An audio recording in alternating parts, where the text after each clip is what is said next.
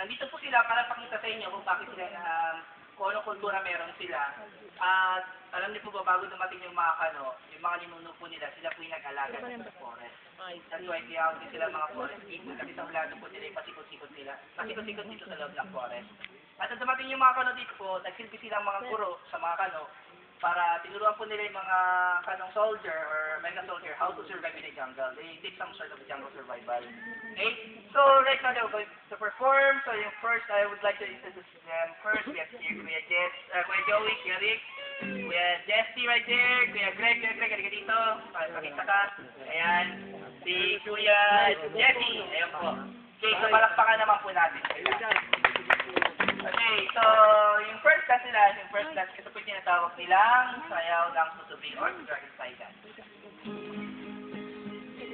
Okay, so pag ito mga items na to, they see a lot of dragonfly that is scattered around in their area.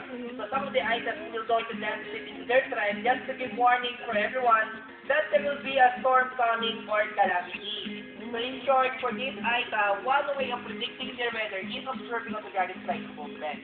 Siyempre, nung araw, walang mga TV, wala silang kuryente sa tribo nila para malaman kung ano ba ang bagyo na paparating or panahon na paparating sa kanila.